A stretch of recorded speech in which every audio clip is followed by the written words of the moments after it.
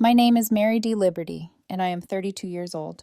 I'm writing this from my childhood bedroom at my parents' house, not because I have to, but because this is the only place that still feels real. My world imploded about 72 hours ago, and the aftershocks are only just beginning. My mom has stage 4 pancreatic cancer.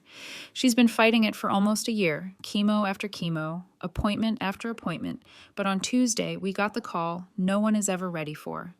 The doctor was gentle, careful with his words, using phrases like palliative and comfort-focused care. Hospice. When my dad heard that word, the man I've seen cry maybe twice in my entire life, he broke down on the phone so hard I could barely understand him. I was a wreck. I still am.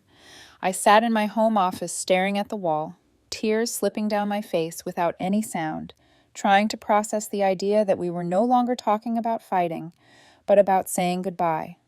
That was the moment my boyfriend walked in. We'd been together for 3 years.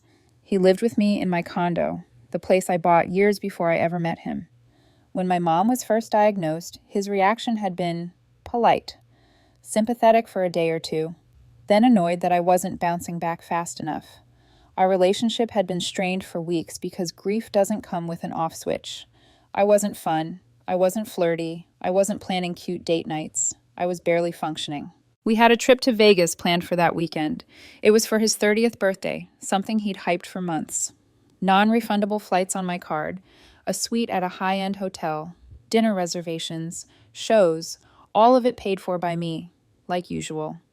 He worked part-time in marketing, spent most of his money on clothes, drinks, and brunch, and I'd always been the one covering the big things. I was okay with that when life was stable. He walked into the room, already irritated, holding up a sequined outfit in front of the mirror. He didn't ask what was wrong. He didn't ask how my dad was holding up. He just sighed dramatically and said, "Are you still moping?" I told him I'd just gotten off the phone with my dad, that they were stopping treatment, that it was hospice now. My voice cracked on the word.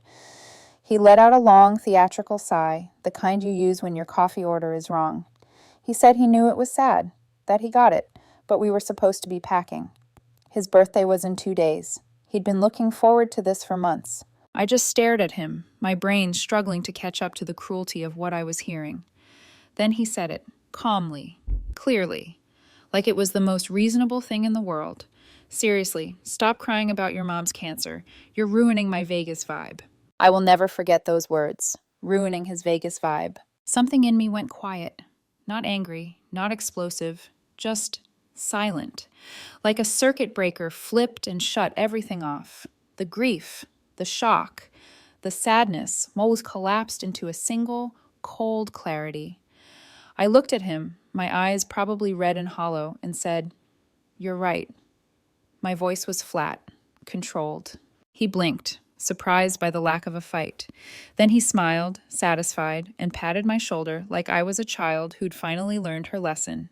He told me he was going to get his nails done for the flight and that I should try to pull myself together because he wanted to have fun. Then he grabbed his keys and left. I sat there for 10 minutes without moving. Then I opened my laptop. I didn't feel dramatic when I started. I didn't pace the room or slam drawers or throw things. I just sat there in my office chair with my hands resting on the keyboard, staring at the screen like I was about to do something routine.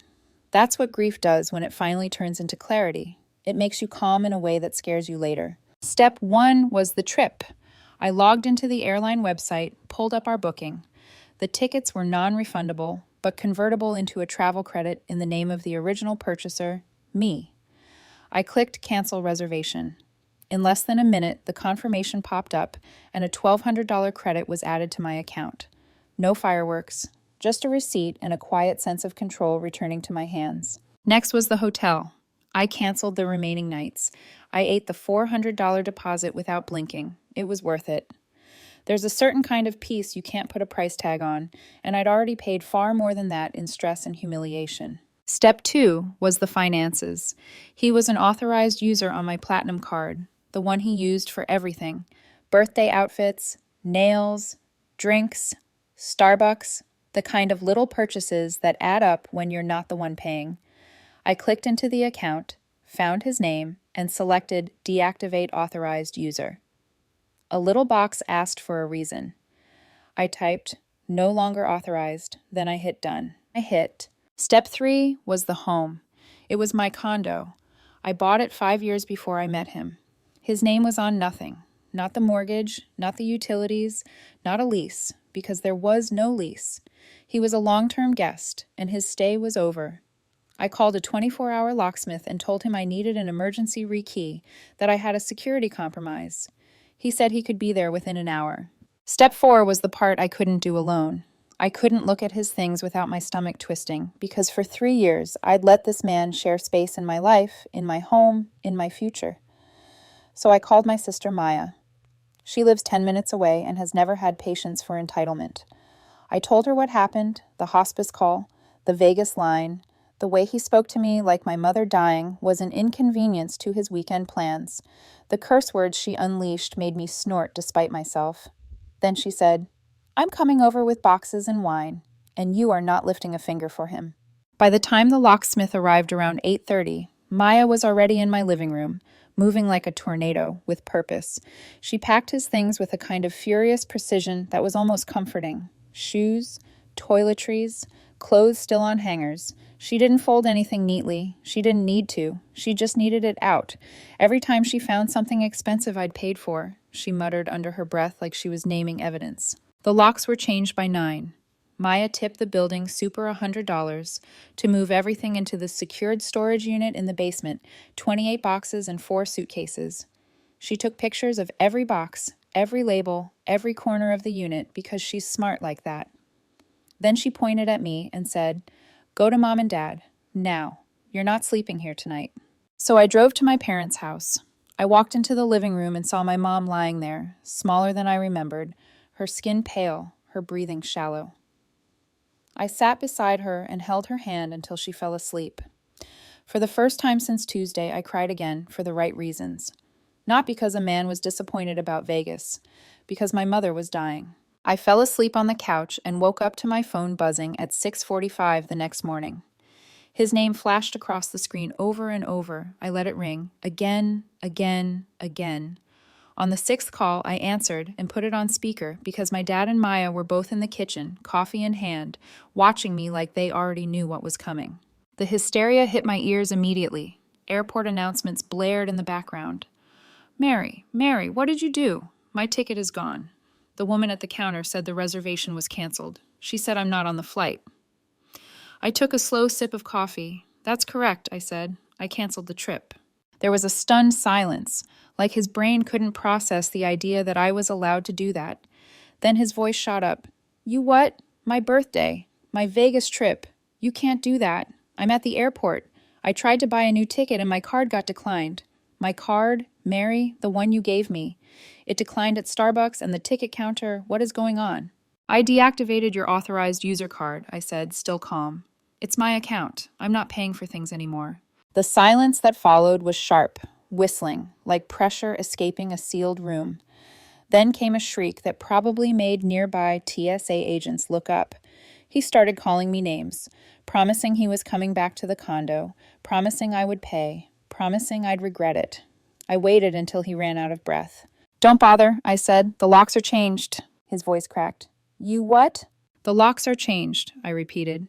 "Your things are in storage in the building's basement. Maya will coordinate a pickup time with you. Do not come to my parents' house." "You can't do that," he screamed. "I live there. I'll call the cops. I'll sue you." "You don't live there," I said. "You were a guest. Your stay is over. My mom is dying. I'm going to sit with her now. Goodbye." I hung up. My phone lit up again instantly. Calls, texts, voicemails. I blocked his number without listening to another word. About an hour later, a new number called. I answered once. It was his mother, Brenda, using that fake sweet voice people use when they're trying to manipulate you without sounding like they are. She called it a misunderstanding. She said I was being cruel. She asked how her son was supposed to live, how he was supposed to get home from the airport without my card. I listened, then told her one sentence that ended the conversation for me. "My mother is in hospice. Your son told me to stop crying about it because I was ruining his vibe." Then I blocked her too. And sitting there in my parents' kitchen, watching my dad stare into his coffee like his world had narrowed to one painful truth, I realized something. The Vegas trip had been the trigger, but it wasn't the whole story. The whole story was that I had been carrying a grown man who couldn't even pretend to care when my mother was dying. The drama felt small and pathetic compared to hospice, compared to the quiet sound of my mom breathing in the next room. But I knew it wasn't over. People like him don't lose control quietly. They fight, they accuse, they claw for the comfort they think they're entitled to. And he had only just started clawing. It took less than 48 hours for him to prove exactly who he was when the money stopped. I had to go back to the condo to grab documents and a few clothes, and Maya insisted on coming with me, which turned out to be the smartest decision of the week. As we pulled into the parking garage, a car I didn't recognize screeched in front of us and blocked the lane. Before I could even put the car in park, he jumped out. Mascara streaked down his face. Fury and panic tangled together in a way that felt almost rehearsed. His best friend was in the passenger seat, phone already raised, recording. "Mary, you can't ignore me," he screamed, pounding on my window. "You have to talk to me." Maya didn't even look at him. She started recording on her own phone and told me not to get out. He yanked on the door handle like that might magically unlock it, yelling that I was abusing him, that I'd stolen his things, that I'd ruined his life. I told him through the glass that his belongings were in storage and that Maya would coordinate a pickup. He kept shouting that it was his apartment and that he'd have me arrested. I called building security. When they arrived and told him to leave the private garage, he refused, so they called the police. 2 officers showed up, one older, one younger, both visibly tired. He ran to them, sobbing on cue, telling them I'd illegally evicted him, locked him out, stolen his property. The older officer listened, then asked to hear my side. I rolled the window down, handed over my license with the condo address and my mortgage statement. I explained calmly that I was the sole owner, that he had been a guest, that his things were packed and stored, and that I'd offered a supervised pickup. The younger officer asked him if he had a lease, a utility bill, proof of rent. He stuttered and said he paid for groceries and decorated, like throw pillows counted as tenancy. The older officer handed me back my papers and told him it was a civil matter, not a criminal one, and that he needed to leave or be arrested for trespassing. The color drained from his face. He yelled one last threat about lawyers and peeled out. The garage felt quiet again, like the building itself exhaled. The entitlement did not stop there. The next day, Maya got a text demanding a pickup time and announcing he'd be bringing his mother and that same friend. Maya replied with surgical clarity, lobby only, one other person, escorted to the storage unit, inventory list signed, then leave. I stayed with my parents. Maya brought a witness, our dad's friend Al, 6'5" and built like a wall, gentle but immovable. They showed up loud and indignant. His mother complained about being treated like criminals. Maya handed her a clipboard with the inventory. 28 boxes, 4 suitcases. Sign when you're done. In the unit, he suddenly went very still. "Where is it?" he asked. "Where is what?" Maya said. "My laptop, my new MacBook Pro." Maya checked the list. Box 12, electronics, your old white one. He exploded, accusing us of stealing a $2,000 computer. His mother threatened to call the police again. Then his friend made the mistake that cracked everything open. "Just tell them," she said, frustrated. "It doesn't matter now." "Tell them what?" "The bill," he admitted, eyes darting. He'd bought the laptop on my card 2 days before the trip. He called it an early birthday present. He owed nothing. Maya laughed, not unkindly, just amazed. An authorized user buying a $2,000 laptop without permission and expecting the account holder to eat it. The laptop, it turned out, was at his friend's place, shipped there so I wouldn't see the box. The accusation collapsed in on itself. Al crossed his arms and told them to take the boxes and go. They did, furious and silent, signing the inventory and leaving in a rush. I thought that would be the end. I was wrong. A week later, as my mom's strength faded, a certified letter arrived. From a lawyer. He was demanding money for the laptop, the Vegas trip, emotional distress, and $800 for a ceramic heron he claimed my sister had destroyed during the move. A ceramic heron I bought for $40 at HomeGoods because he liked its vibe. My hands shook as I handed the letter to my dad. He read it, jaw tightening, and said, "Focus on your mother. I'll handle this." He forwarded it to his business attorney with one sentence. Handle this. The response was brutal and clean. No tenancy, no promised gifts enforceable, authorized user misuse, potentially fraudulent. My right to cancel my own purchases affirmed. Inventory signed. Contact us again during bereavement, and we pursue sanctions. The noise stopped. My mom passed 3 days later, quietly, in her sleep. We were there. The world narrowed to breath and memory, and the hollow space grief leaves behind. At the graveside, my phone buzzed, with a text from his friend, apologizing, admitting she couldn't be around his version of reality anymore, telling me she was sorry for my mom. I didn't reply. The real shock came the next morning, a call from the county booking number. I answered because the curiosity felt clinical. He was sobbing from jail, asking me to bail him out. He'd fought with his mother over the laptop bill, pushed her, she fell, hit her head, called the police. Domestic assault. He begged me to call her, to make it go away, to save him. I listened until the begging ran out and said no, not now, not ever. Then I hung up and blocked the number. In the quiet that followed, I felt nothing dramatic, no triumph, no revenge, just the certainty that stepping away had allowed gravity to do the rest. I went to sit with my dad on the porch and watch the light change. It was finally, actually over. The days after the funeral blurred together in a way I can only describe as heavy silence. Not the peaceful kind, but the kind that presses against your chest and reminds you that something permanent has happened. My mom was gone. That truth settled in layers, sometimes gently, sometimes like a sudden drop in temperature. My dad moved through the house quietly, doing small tasks with exaggerated care, like if he moved too fast, something else might break. Maya stayed close, making soup, answering calls I didn't have the energy to take, shielding me when she could. In the middle of all that, the noise tried to creep back in. It always does.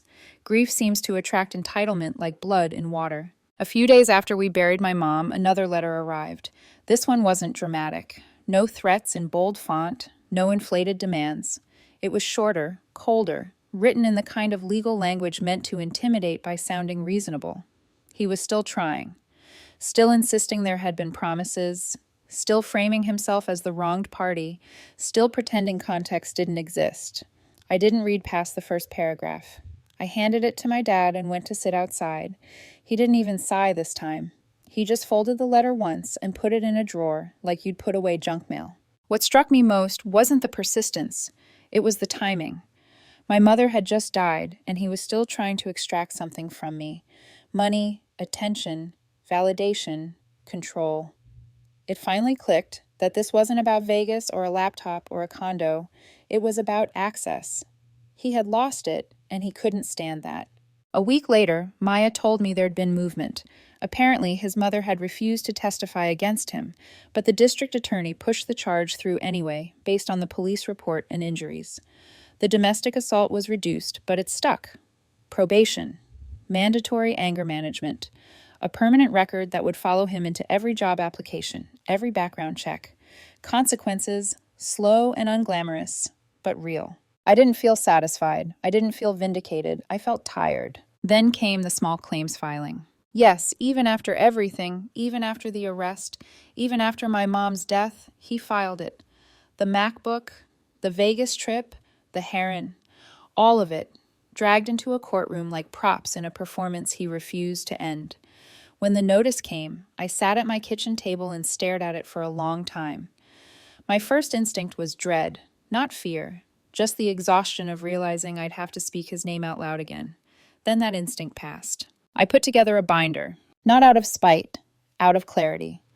Credit card statements, purchase dates, the cancellation confirmation, the inventory list Maya had signed and photographed, the home goods receipt for the $40 heron, still tucked into the folder where I keep random warranties.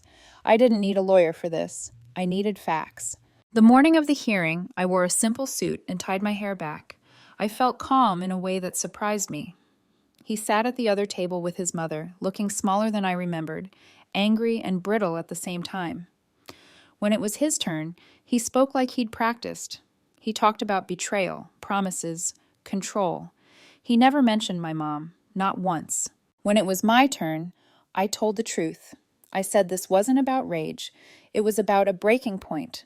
I explained the hospice call. I explained the comment about my mom's cancer ruining his vibe. I showed the judge the statements, the dates, the charges, the canceled reservation.